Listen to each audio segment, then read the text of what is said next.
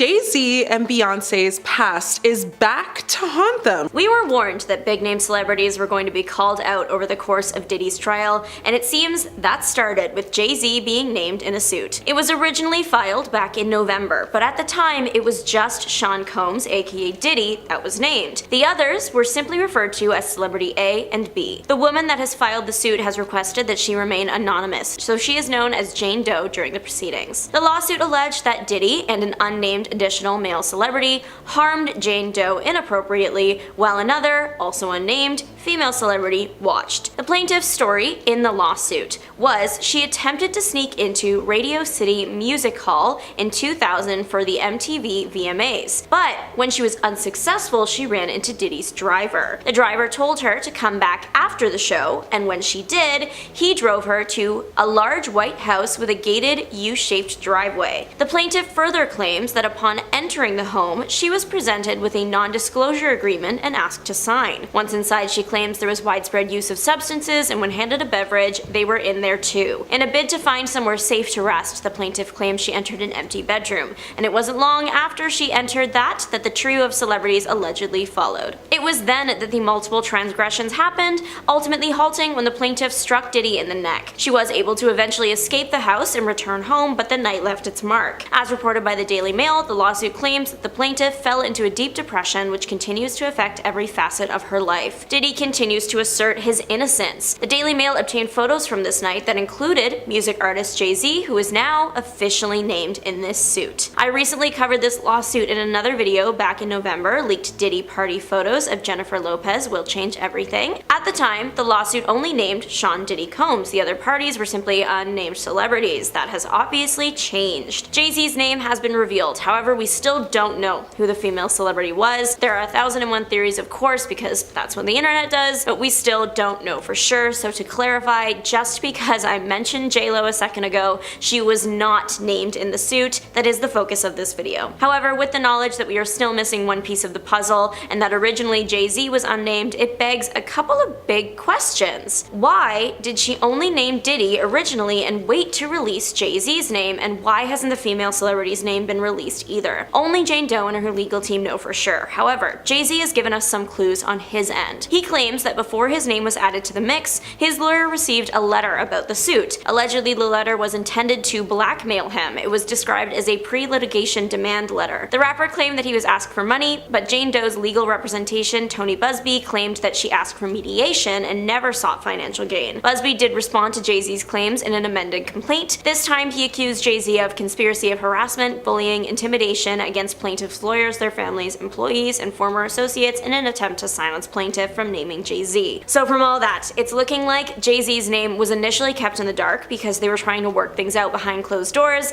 but everything went sour, and that's why it's all in the open now. Other than the female celebrity's name, of course. There is a possibility we'll never know who it was. In the event that the same stages were taken with Celebrity B as they were with Celebrity A, there is a chance everything was settled behind closed doors, and we will forever be left to wonder. The suit did say that the female celebrity didn't actually do anything to the plaintiff, she just watched, but that's also not great. The original lawsuit was filed back in October. It's unclear if Jane Doe's legal team also would have sent a letter to Combs' lawyer in advance like how they did to Jay-Z's, or if they simply would have just filed the suit considering there were already so many against Diddy already. Jay-Z is adamantly denying pretty much everything the suit is accusing him of. He has shared that the allegations are causing strain in his personal and family life, as his daughter, Blue Ivy, is old enough to likely hear this information, and she's almost the age the woman in the suit was when the incident happened. Jay-Z is now calling for a name to be revealed, and it's Jane Doe's. She has wanted to remain anonymous since the filing of the suit. However, Jay-Z wants to know who is accusing him. Jay-Z claims that the accuser should not be allowed to tarnish his name while hiding her identity. His attorney called the whole situation a shakedown and said that if Jane Doe isn't revealed, it would deny Mr. Carter the fundamental right to confront his accuser while simultaneously enabling plaintiff and her counsel to conduct a trial by media. In a Monday filing, Jay-Z and his legal team have called for a judge to order that Jane Doe either reveal herself or the lawsuit gets dropped. However, Jane Doe likely has a good reason to keep her name under wraps. Tony Buzbee spoke on behalf of her and the over 200 clients with claims against Diddy that his firm represents, and explained why it's so important for them to be anonymous. He claimed that about 80% of those that he is representing during this Diddy case have told the firm that Diddy has warned them to keep quiet or something bad would happen to them and or their loved ones. Who knows if he meant it, but better safe than sorry. Keeping your name out of the headlines also ensures that you don't get hounded by the press day in and day out. Famous and rich rapper Jay-Z can afford security. We don't know what Jane Doe's lifestyle looks like or if it would be safe for her in that sense. Buzbee spoke to a federal judge Sunday, during which he stressed the importance of his client remaining anonymous for protection's sake. Jay-Z did release a statement in which he accused Jane Doe's representation, Buzbee, of exploiting people for personal gain.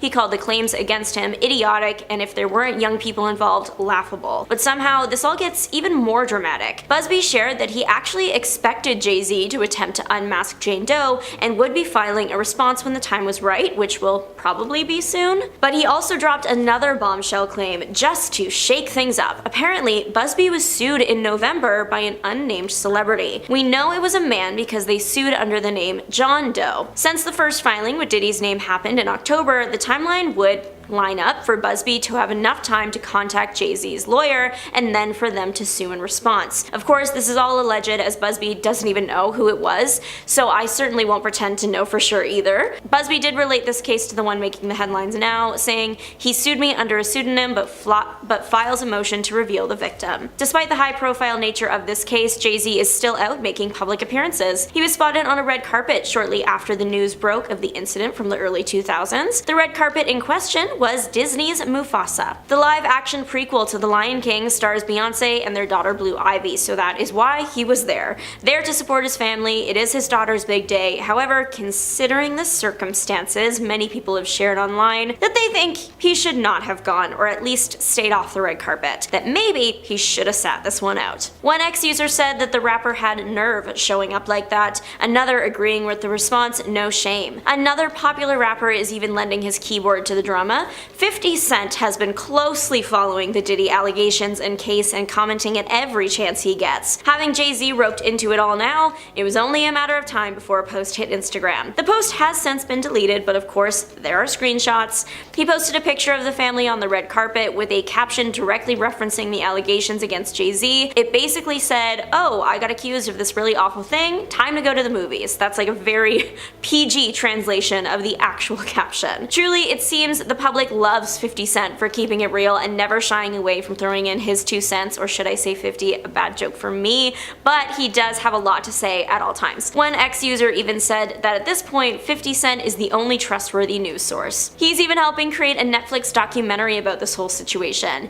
Not much is known past the fact that Netflix will stream it. We know it will be primarily about Cassie Ventura, Diddy's ex-girlfriend and one of the first and most public of the suits against the disgraced rapper. The doc will be an episodic series, and all proceeds will go towards victims of inappropriate violence. When 50 Cent confirmed the bidding war was won by Netflix in a since deleted Instagram post, he also claimed that if more victims keep coming out, he's gonna need more episodes, so there is potential that the doc will end up covering way more than it originally bargained for, especially since Diddy's trial hasn't even happened yet. It's set for a May 2025 start. So there's a popular theory circulating online that Beyonce has a clause in her contracts or agreements with other artists that require them to publicly thank or acknowledge her during their performances or acceptance speeches. However, there's no concrete evidence to support this claim. But let me dig into this and then you decide for yourself. There have been several instances that have contributed to the speculation. The craziest one for me is Adele. So during the 59th annual Grammy Awards in 2017, Adele won the award for Album of the Year for 25. In her speech though, she thanked Beyonce saying, "I can't possibly accept this award and I'm very humbled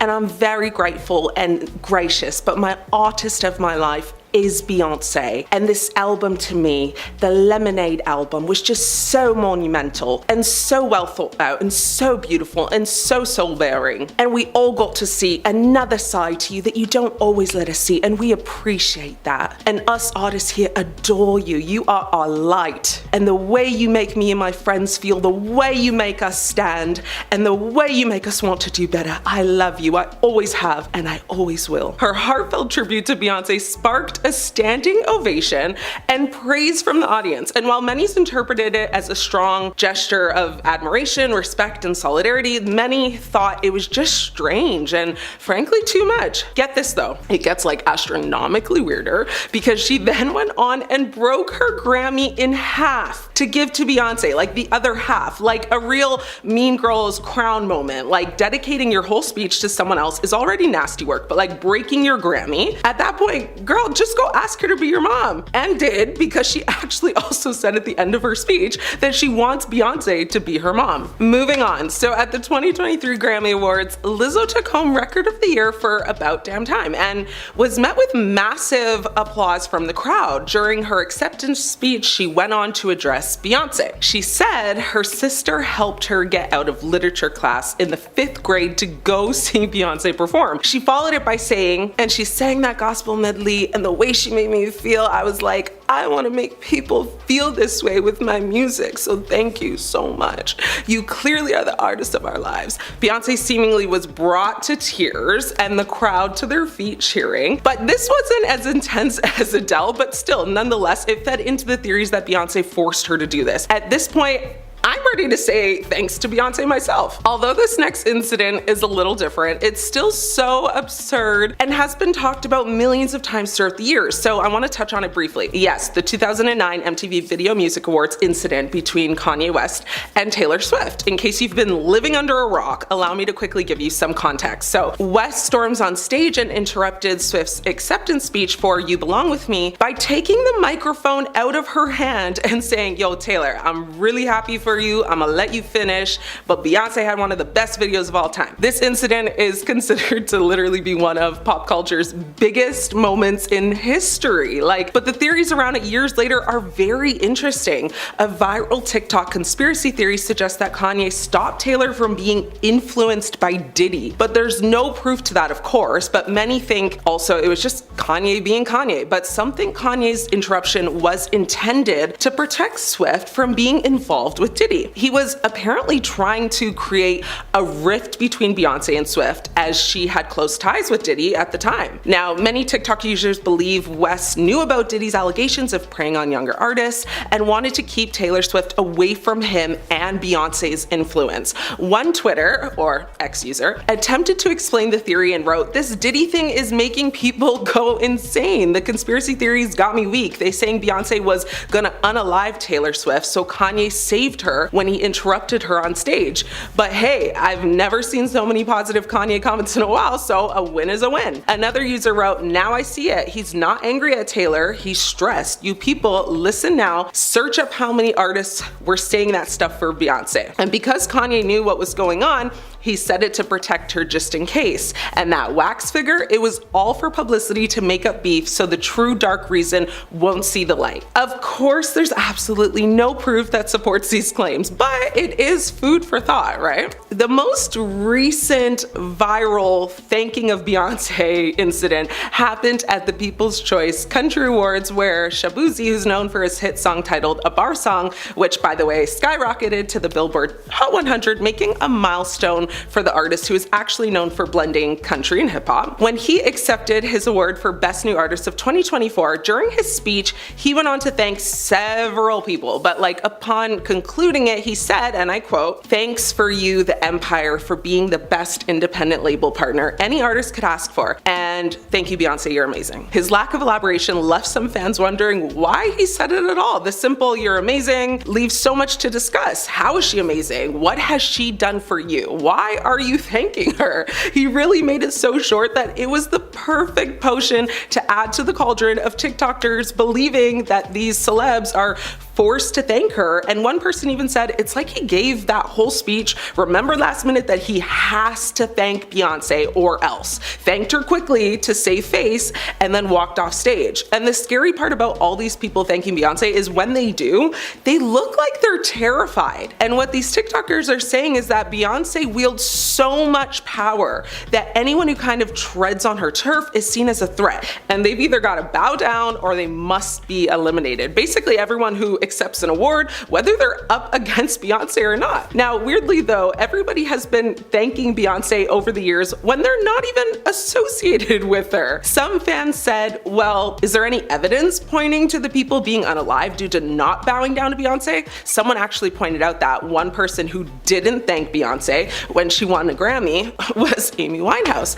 And yikes, like she passed away the very next year. Also, Aaliyah also passed when she was entering the scene around the same time as Beyonce, and both were almost neck and neck when it comes to being the most up and coming star. Many think she falls victim, and to be quite honest with you, Aaliyah was actually more popular than her and on a trajectory to being the bigger star. Aaliyah was the princess of pop, but Beyonce wanted to be queen. Many say if Aaliyah hadn't passed away, Beyonce would be nothing today. Well, maybe not nothing, but like definitely not as big as she is now. And let me give you some chills real quick. What's really creepy is that it was alleged at the time that Jay-Z was involved, or at least wanted to be involved with Aaliyah intimately. But Aaliyah was actually dating Jay-Z's friend Damon Dash, who by the way would go on to say that Jay-Z is a deceitful man. Now on the fateful day of Aaliyah's passing, Aaliyah actually called Damon Dash and said she didn't feel good, something was off and her intuition was telling her not to get on the plane. And apparently Dash told her, you know you have to. Apparently, and also according to a book written by Kathy Landoli titled Baby Girl, sources said Aaliyah apparently was given a sleeping pill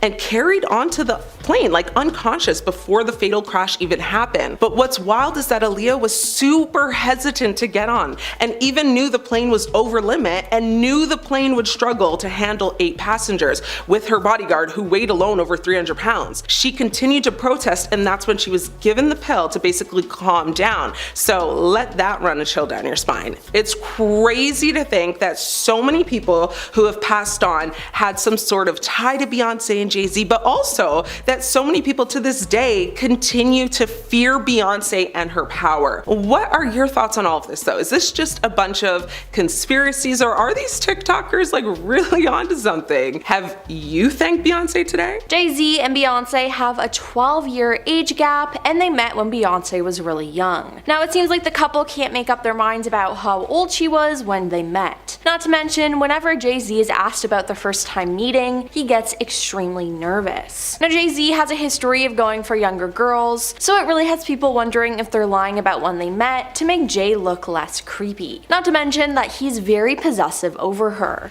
About to go to sleep. So, I'm in Ethiopia. In 2003, Beyonce released the song Baby Boy featuring Sean Paul. It was a huge song, but was only performed live 3 times. That year, Jay-Z reportedly banned Sean Paul from performing the song with Beyonce at the VMAs. Beyonce performed it, but Sean was in the crowd. Now, Beyonce and Sean didn't even film the music video together, as it's been reported that Jay-Z didn't want other men around her. Now, this isn't the first time something like this has happened, as in an interview, Bun B, who worked with Beyonce on Check on It, revealed that Jay-Z called during the video shoot and told all the men to leave the set. Now it just seems like he's really controlling of her, which is not a good thing at all. Now of course we have to talk about the elevator incident. At the 2014 Met Gala, a fight broke out between Solange Knowles, Beyonce's sister, and Jay-Z, while the 3 of them were in an elevator. Now the footage leaked and Beyonce just stood there the whole time, and honestly it was kind of funny. Now after it was leaked, the family put out a statement saying Jay and Solange each assume their share of responsibility for what has occurred, the May 2014 statement read. They both acknowledge their role in this private matter that has played out in the public, they both have apologized to each other, and we have moved forward as a united family. At the end of the day, families have problems, and we're no different. We love each other, and above all, we are family. We've put this behind us and hope everyone else will do the same. But but it was rumored that Solange attacked him because of cheating rumors. Now, these were just rumors until Beyonce released her album Lemonade in 2016. So Beyonce dropped a full album, Lemonade, complete with an entire film of visuals, on April 23, 2016. Now, on the album, she essentially confirmed that Jay-Z cheated on her, opening with the lyric, "You can taste the dishonesty, it's all over your breath," and at other points she simply asks, "Are you cheating on me?" After the release of Lemonade, Beyonce made several public appearances solo, including the Met Gala and the VMAs, where she performed a medley from Lemonade, though she did meet up with Jay-Z at the after party. Now, one of the most shocking lyrics from her album though was, "He only want me when I'm not there, he better call Becky with the good hair." Now, this prompted fans to look for this so-called Becky. Now, fashion designer Rachel Roy has been thought of as the #1 person to be the woman Jay-Z had an affair with. Now, nothing has ever been confirmed, but looking at all the evidence, it is very plausible. Now, Rachel has a long history with Jay-Z's business enterprise, Rocawear, so the timing and opportunity would align. Now, when Beyonce released her album Lemonade, she finally confirmed that Jay-Z cheated on her, and she said it was the Becky with the good hair. Now, that same day, Rachel posted on Instagram with the caption, "Good hair, don't care, but we'll take good lighting for selfies or self-truths always, live in the light, hashtag no drama queens." Now, this upset a lot of people, and her comments were flooded with hate. Now, she eventually made her account private and eventually did delete the post. Now, Rachel made a cryptic post days before Cowboy Carter, Beyonce's recent album, was released. In an Instagram post, Rachel posted a quote by Albert Einstein, "Stay away from negative people, they have a problem for every solution." Now, the phrase "good hair" has re-emerged though after Beyonce released Cowboy Carter. "Hey Miss Honeybee, it's Dolly P," country legend Dolly Parton says in an interlude called Dolly P, which led into a reimagined cover of Jolene. "You know that hussy with the good hair you sing about? Reminded me of someone I knew back when, except she has flaming locks of auburn hair, bless her heart, just a hair of a different color, but it hurts just the same." So,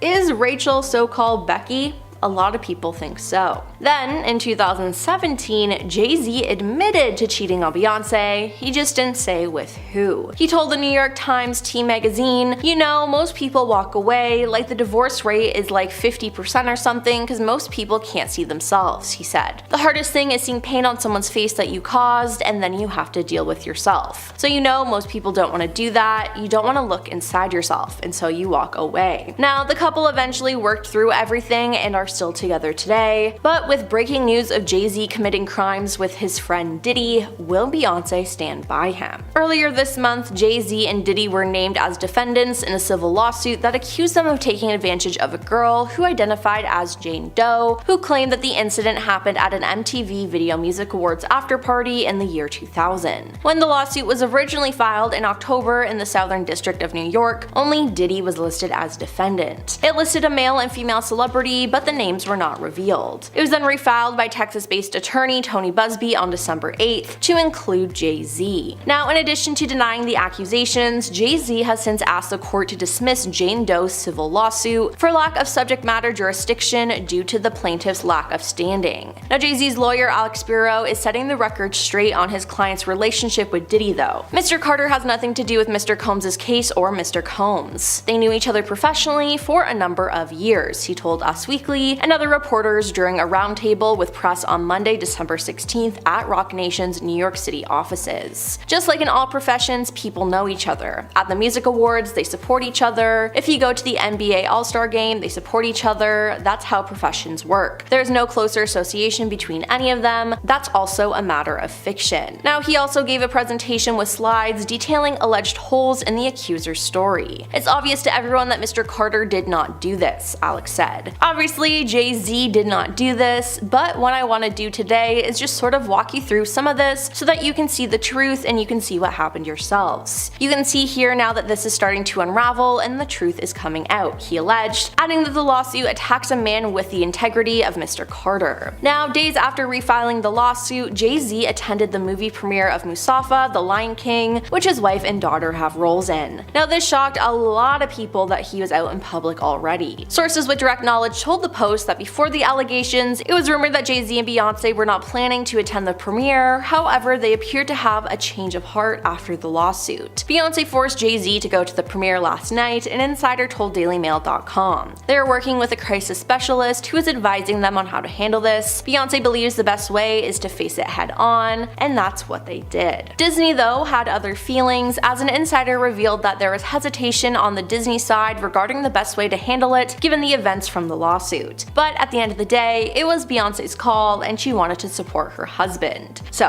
what will end up happening to these two? I guess we'll just have to wait and see. Behind the dazzling smiles, sold-out tours, and meticulously crafted personas lies a marriage shrouded in mystery. Jay-Z and Beyonce have masterfully manipulated their public image, but beneath the facade of perfection, whispers of turmoil linger. And let it be known that there is so much history between Jay and Bey, so it would be almost impossible to discuss every red flag, but I want to start by digging into the hidden warnings overlooked by the masses that expose the complexities of their relationship. The truth is basically hidden in plain sight. So there have been so many subtle hints from Beyonce, like especially through her music and albums, that Jay-Z has cheated on her. In 2016, on Beyonce's Lemonade album, Beyonce seemingly confronts Jay-Z about his infidelity in her song Pray You Catch Me, where she says, "You can taste the dishonesty, it's all over your breath." In her other song on the same album, Hold Up, she references a woman rocking her man's chain, implying Jay-Z's affair. And then there's also Sorry with the iconic Becky with the good hairline, which was widely interpreted as referencing Jay-Z's mistress. So that is like a lot of hints, and those are just 3 examples, but 2 other songs on the same album also hint at infidelity and lies, so maybe it's time to go re-listen to Lemonade and hear for yourself. Hey, like who knows, maybe you'll find some that no one else has before. Now fast forward to Beyonce's 2022 album Renaissance, Beyonce confidently asserts, "I'm one of one, I'm number one, I'm the only one, don't even waste your time trying to compete with me." That sentence alone definitely makes you wonder, like, who's she talking to or about? A lot of fans solidified their suspicion that Jay-Z was unfaithful once he appeared on David Letterman's Netflix show, My Next Guest Needs No Introduction. Jay-Z actually said, "I have a beautiful wife who is understanding and knew that I am not the worst of what I've done. And we did the hard work of going to therapy." So this begs the question, if Jay-Z cheated on Beyonce, who did he cheat on her with?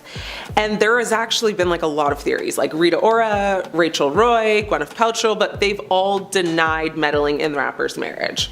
Now, rewind to an interview Jay-Z did with the New York Times in 2017, Jay-Z acknowledged infidelity, stating he was in denial about it, and also in 2018 on the Ellen DeGeneres show, he emphasized learning from his mistakes. Nevertheless, some fans have praised his admission, saying it has highlighted growth, accountability, and efforts to repair his marriage with Beyonce. But as you can imagine, the Beyhive, like to this day, are having none of it, and so they're like ready to ride it on. This may not be a red flag to you, but to me it is. And they say love is love, but age gaps between couples are like simply hard to ignore. Jay-Z is 12 years older than Beyonce, and while someone who is like 40 dating a 52-year-old seems perfectly fine, a 19-year-old dating a 31-year-old, I don't know, that just doesn't sit right in my spirit. However, age is but a number in their case, as it didn't stop them from beginning their love story.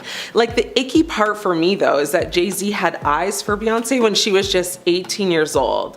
And like, let's be so for real, it probably started way younger than that. So the two first actually crossed paths at an MTV spring break event. The rapper later released a track about their first meeting titled Everything Is Love. In the song, he raps, "We played it cool at the pool of the Cancun. VMA confidence, you exude, make the fools stay away. Me, I played my room, let the fools have they say. Fate had me sitting next to you on the plane." And I knew straight away. Despite Jay-Z going so hard, Beyonce actually admitted that she didn't believe people love the same things at 20 as they do when they're 30, which is why despite starting to date at 19 and Jay like wanting to wife her right away, she actually did not tie the knot with him until she was 26. Now, a lot of fans over the years have even said they feel sad for her because they feel like Beyonce went from dealing with an overbearing father to dating a man who is also older and overbearing. Many fans saying she's only with Jay still because it's literally like all she knows, having been with him since she was a teenager. One fan even said Jay-Z never deserved her, and if she had the time to live her life and develop her prefrontal cortex, she would have never chosen him, and I bet he, being Jay, knows that. Now, some fans wish she had like a clumsy dating experience in the early 2000s where she could have like ventured into relationships with celebrities such as like Nelly, Justin Timberlake, or even Usher. Like, imagine a world in which Beyonce and Usher are together and dominating the music industry right now. Like, I can kind of see it, can you? I simply can't talk about Jay-Z and Beyonce red flags without mentioning the most famous one of all. Yes, you guessed it, the Solange and Jay-Z elevator incident. If Jay-Z really had like 99 problems, Solange might have just been the biggest one, okay? So it was like the elevator fight seen around the world following the 2014 Met Gala. Like, obtained video footage showed Beyonce, her sister Solange, and Jay-Z getting into an elevator together. A huge fight ensued shortly after, and with surveillance footage showing Solange literally lunging at the rapper and hitting him multiple times before being physically restrained by security. Beyonce actually didn't appear to make much of an effort to intervene at all, and honestly, she just stood there watching. I would have loved to be a fly on that elevator wall that moment. Listen, the video was about like 3 minutes long, and the hotel security was so mad it got leaked, but like, whoever leaked it probably got the biggest bag from doing so, like allegedly $250K. So the only thing that could have made that bag even bigger would have been like some audio to go along with it. Needless to say, the employee got fired immediately, but I bet he wasn't even mad. And the trio then released a joint statement simply saying, "We've worked through it," and both parties actually did decline to press charges. Now, although not much has come out recently that would give more details on what exactly happened in the elevator that night, Jay-Z shortly after the incident did say in an interview that this incident with Solange was like a one-time thing. They had one disagreement ever, like, and before and after, that's it. They've been cool. He then went on to say Solange is like his sister. He'll always protect her. And like, quote unquote, he said, "It ain't nothing." Solange made a tweet on May 14th, 2014, which was one day before their joint statement that read, "I love my sister and I love my brother." Beyonce, however, and in typical fashion, remained completely silent the whole time. Like, no public statement, no tweets, nothing. Of course, there are so many theories on what caused this altercation, and a few speculated reasons consist of Jay-Z's business dealings, because allegedly there was a disagreement over Roc Nation's involvement with Solange's music. But the most common theme of speculation is, of course, geared towards personal issues Bey and Jay were having, like the lies and infidelity. Now, one of the funnier theories is that Jay-Z apparently had spoiled like the Game of Thrones ending, for which caused the attack. But considering the pair's silence on the disappointing series finale, it seems now that they might not even watch the show. Another wild theory is that Solange is just like a nasty drunk, but that has been debunked because it would be proven later that she wasn't intoxicated at all. Well, the incident is very much water under the bridge, and although we all want to know, we might not actually ever find out what caused this brawl, and maybe it's actually better that way.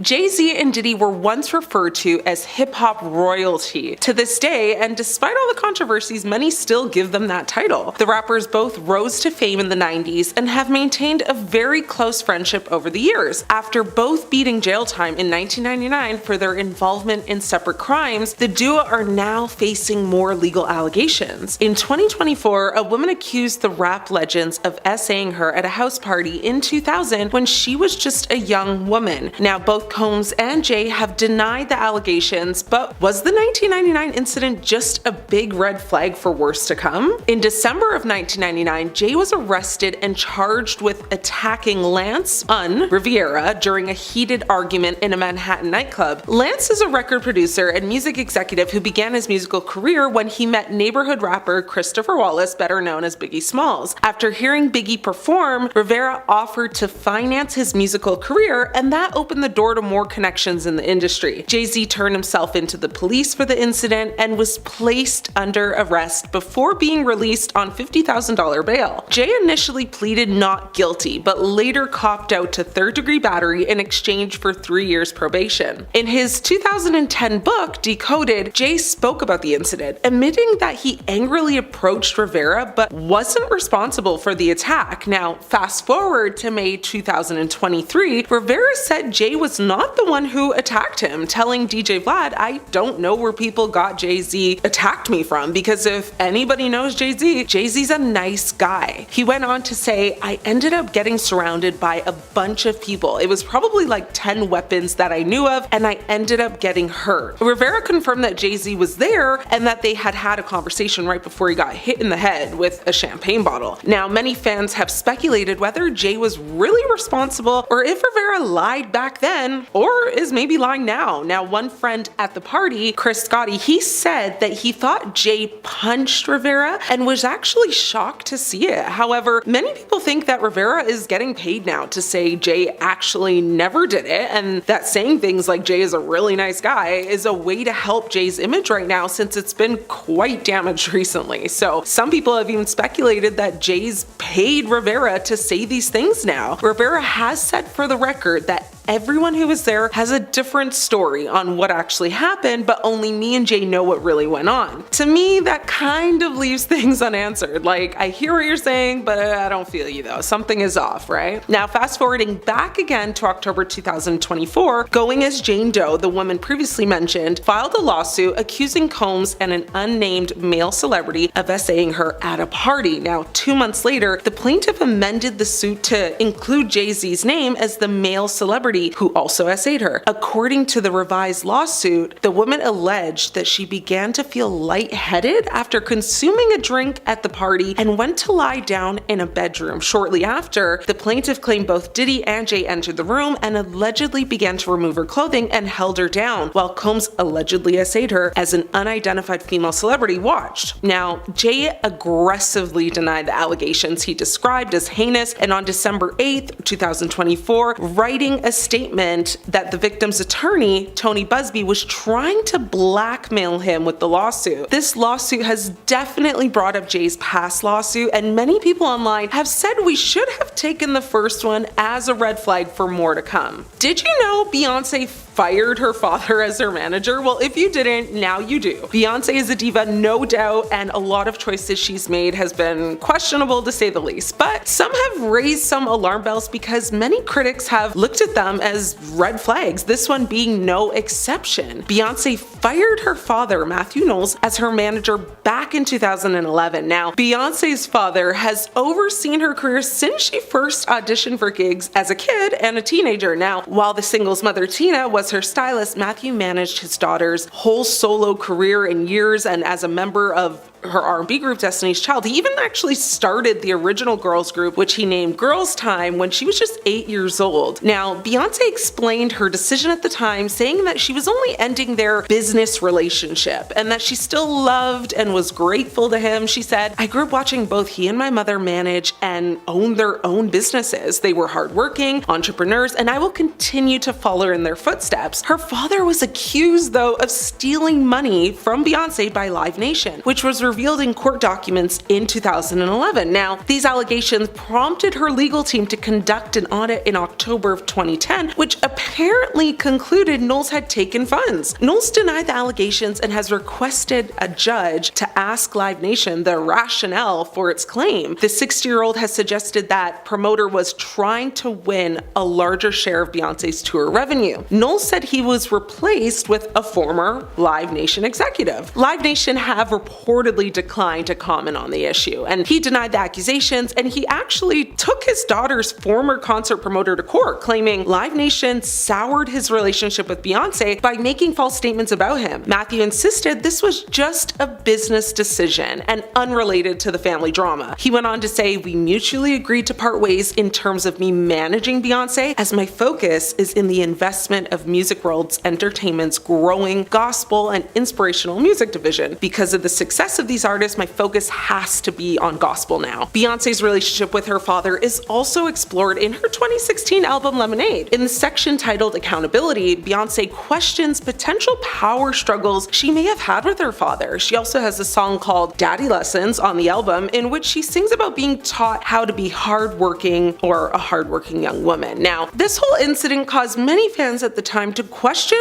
the whole thing and wondered if this was a bad sign of Beyonce being too controlling, and it was labeled as a red flag, with one person saying, "Firing your father who has helped you skyrocket to stardom over accusations of theft is the biggest red flag I've ever seen in a long time. What would he need to steal for?" With another person saying, "Beyonce is an adult now and has had her father's opinions, and she has her own opinions now and the way she wants to do things. Her dad has always been controlling. This was a smart decision." Now, their relationship has been complicated, and he hasn't always been, perfect dad, father of the year, so many people have interpreted this in many different ways. But what are your guys' thoughts though? Beyonce's Ivy Park fashion line allegedly is produced in a sweatshop. This is a huge red flag because, well, unless you're unaware of how sweatshops operate, they are deeply inhumane and their practices are disgusting. Beyonce's much-hyped surprise collaboration with British clothing giant Topshop made headlines around the world when it launched. Topshop's website crashed as people rushed to purchase premium athleisure, with prices starting at $14 for sweatbands and going all the way up to $265 for a full-length color block bodysuit. Now, the clothing line was supposed to be a way to push a feel-good woman empowerment ethos and to de-emphasize perfectionism and to value strength over beauty, but the backlash was inevitable. A British tabloid newspaper named The Sun ran an expose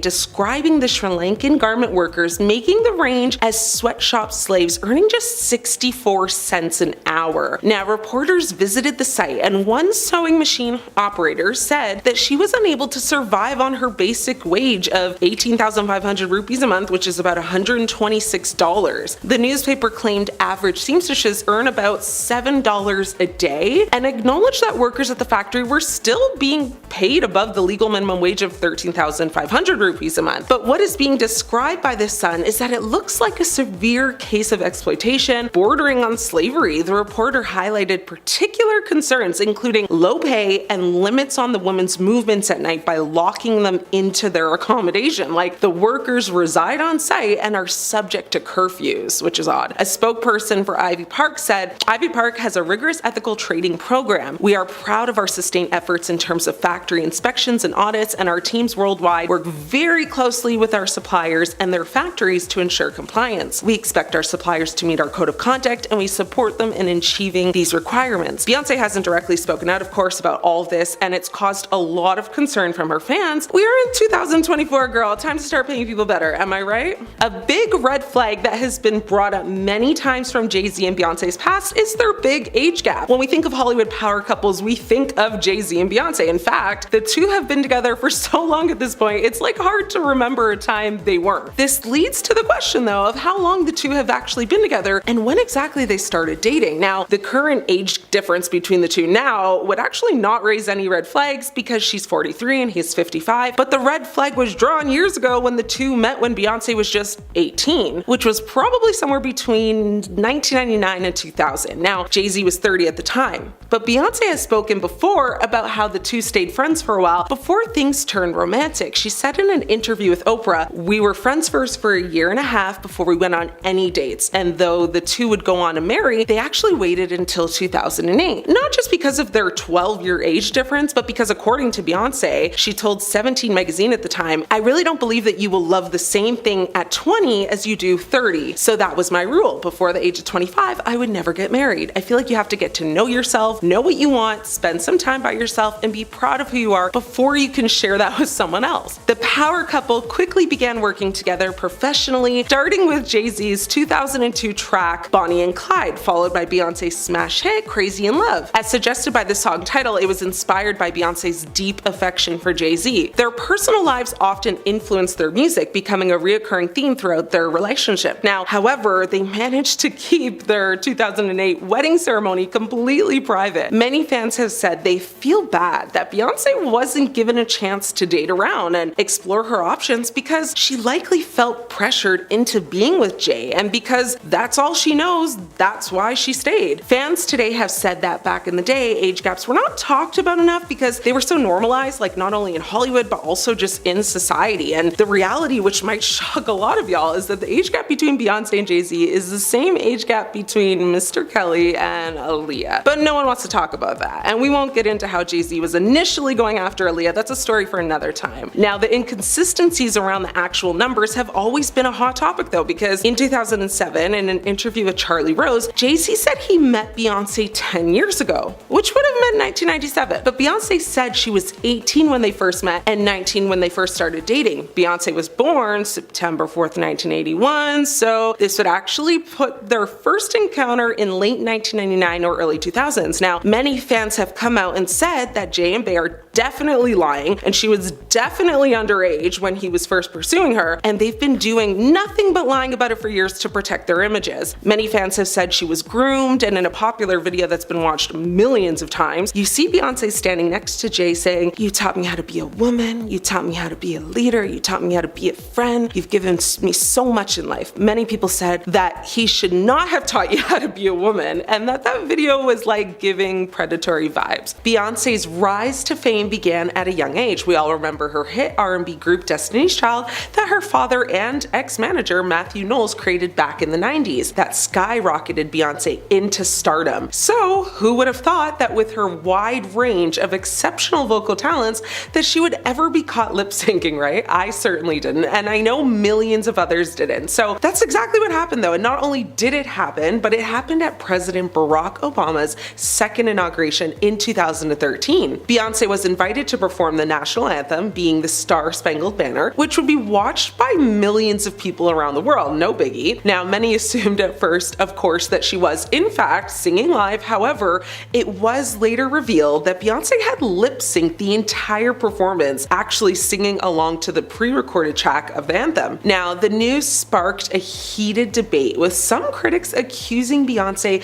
of being dishonest and lacking integrity, while others defended her, saying that the cold weather and technical issues made it necessary to use a pre-recorded track. Now, according to the Marine Corps band, the decision to use a pre-recorded track was actually made like minutes before the performance. Beyonce also said that she had sung along to the track to ensure that the performance was flawless. Now, when she admitted that she had lip-synced, the singer said she's a perfectionist and wanted her performance for Barack Obama to be a memorable one. Now, she called the day emotional, and she went on to say, "I practiced until my feet bleed, and I did not have time to rehearse with the orchestra. Due to no proper sound check, I did not feel comfortable taking a risk. It was about the president and the inauguration, and I wanted to make him and my country proud. So I decided to sing along with my pre-recorded track," which is very common in the music industry, and I'm very proud of my performance. So, I mean, to be fair, and to her defense, the Star-Spangled Banner is notoriously difficult piece to sing. It spans such a huge vocal range, and it was also bitterly cold that day in Washington. So the combination of nerves and the cold may have influenced Beyonce's decision to rely on the pre-recorded track. We will forgive you, B, but we won't forget it. Moving on now, Beyonce has been called out many times for sampling songs throughout her career without actually getting permission first. One of the most notable cases is the song Ring the Alarm from her 2006 album B-Day. The song's chorus bears a striking resemblance to the 1995 song Get Me Bodied by Rare Essence, and also samples elements from the 97 song La Di Da Di by Doug E. Fresh and Slick Rick. In 2010, Beyonce was actually sued by songwriter Jennifer Armour, who claimed that Beyonce's song Baby Boy featuring Sean Paul infringed on her own song Love Theme, which was written in 97. Now, another notable one was Beyonce's song Run the World. She was accused of sampling the song Pon de Floor by Major Lazer without properly clearing the sample. But nothing almost ruined her career more than when she sampled the Challenger explosion in her song XO. Begins with audio of NASA's former public affairs officer Steve Nesbitt referring to a major malfunction involving the Challenger space shuttle, which actually exploded just a minute after its launch. NASA said in a statement to The Hollywood Reporter at the time, "The Challenger accident is an important part of our history, a tragic reminder that space exploration is risky and should never be trivialized." Now, in a statement to ABC News in December of 2013, Beyonce explained that she intended for the audio to be a tribute to those who passed away aboard the Challenger. She said at the time, "My heart goes out to the families of those lost in the Challenger disaster. The song XO was recorded with the sincerest intention to help heal those who have lost loved ones and to remind us that unexpected things happen, so love and appreciate every minute that you have with those who mean the most to you." The songwriters included in the audio in tribute to the unselfish work of the Challenger crew with hope that they will never be forgotten. Many critics didn't accept her apology or statement, and many just believed she was being tone deaf and inconsiderate, with one person online saying, "This is not how you honor the crew members. Nobody asked for this," with another person saying, "This is so random and came out of nowhere. She hasn't once spoken about the Challenger incident. She's definitely lying about her intentions." NASA astronauts, employees, and the families of the Challenger astronauts were extremely upset that she used this audio and didn't think it was a well thought out idea. June Scobie Rogers, the widow of Challenger Space Shuttle Commander Dick Scobie, told ABC News at the time, "We were disappointed to learn that an audio clip from the day we lost a heroic Challenger crew was used in the song XO. The moment included in this song is an emotionally difficult one for the Challenger families, colleagues, and friends. We have always chosen to focus not on how our loved ones were lost, but rather on how they lived and how their legacy lives on today." A former NASA employee, Keith Cowing, said, "This choice of historic and solemn audio is inappropriate in the extreme. The choice is little different than taking Walter Cronkite's words to viewers announcing the passing of President Kennedy or 911 calls from attacks and using them for shock value in a pop tune." Beyonce has never spoken out about this since, and because it caused such a media frenzy, people were not only upset about it, of course, but also ready to cancel her completely. It gave a vibe that she was using tragedy to sell records. Next up, we have Bumpgate. When Beyonce was pregnant with daughter Blue Ivy Carter, who will someday likely take over the world, rumors began spreading that 1, she faked her pregnancy with a prosthetic belly, and 2, had enlisted a surrogate to carry the child. A video that went absolutely viral overnight caused such chaos. The rumor mill went into overdrive when a video of Beyonce's high-definition interview with Australian's Sunday Night HD surfaced online, and honestly, it would have been a rather forgettable chat were it not for one moment at the start of the sit-down when a very pregnant Beyonce took a seat and her bump, well, took a break. When she sits down, you can actually see her stomach deflating,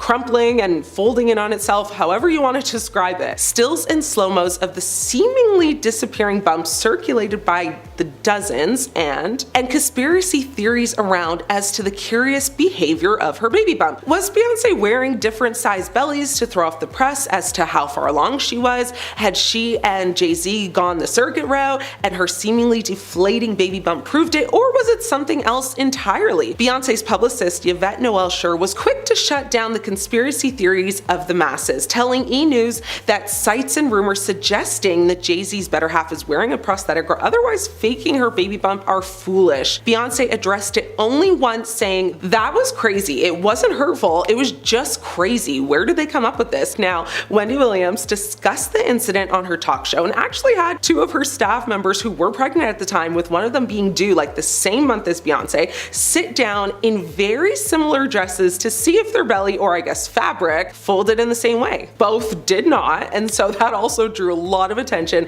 and caused many other people to believe the fake pregnancy rumor. Now, one fan online pointed out that Beyonce has been so secretive about her pregnancy, and that the only footage of her being pregnant was grainy and not clear, and some fans did come to her defense, saying that there was actually a pic of her on the beach in a bikini, but Wendy Williams very clearly pointed out that that photo of her standing in her bikini anyone could replicate if you just stand and push your stomach out enough. Now, some conspiracy theories Wendy talks about is that 1, the baby was to help her depleting music career at the time. Theory number 2, that the baby was to keep Jay-Z's alleged mistress away. Theory number 3, the alleged woman in Trinidad with Jay-Z's son was intimidating to Beyonce, and Beyonce was basically trying to keep up with her. Theory 4, she was going to use a surrogate to maintain her body and not put it under stress. And theory 5, they're adopted adopting, but wanted to play it off like she gave birth. Now, Wendy even predicted it would be an at-home water birth. However, we now know that that didn't happen,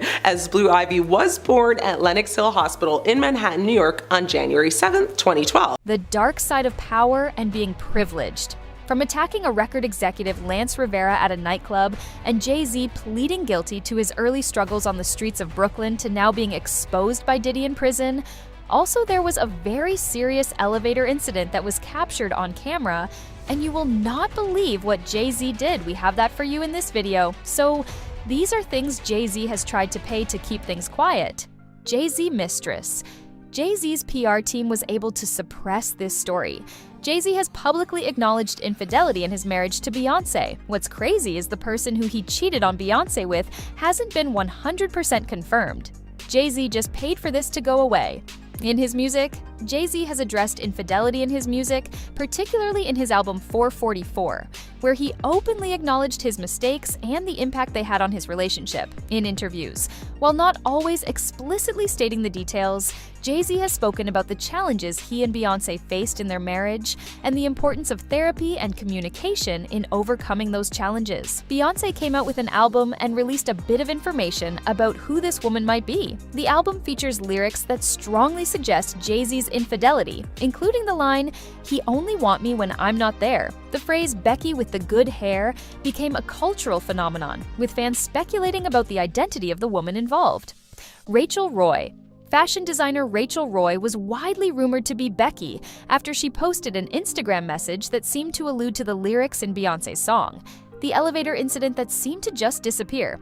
The 2014 Met Gala elevator incident involving Jay-Z, Beyoncé, and Solange Knowles shocked the public, providing a rare glimpse into the complexities and tensions within a high-profile family. Surveillance footage from the Standard Hotel elevator leaked to the public, capturing a heated altercation between Solange and Jay-Z. The video showed Solange aggressively confronting Jay-Z, kicking and hitting him, while Beyoncé stood by seemingly frozen. Speculation and controversy. The incident immediately sparked intense media speculation and public debate. Rumors circulated about the cause of the altercation, with many speculating that Solange was reacting to Jay-Z's alleged infidelity. Impact on public image.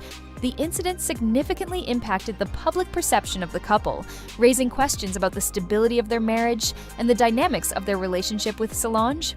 Family response. The incident was met with a swift and united response from the family. They released a joint statement emphasizing their love and respect for each other, urging the public to respect their privacy. Bounce checks at his nightclub is up next on this list.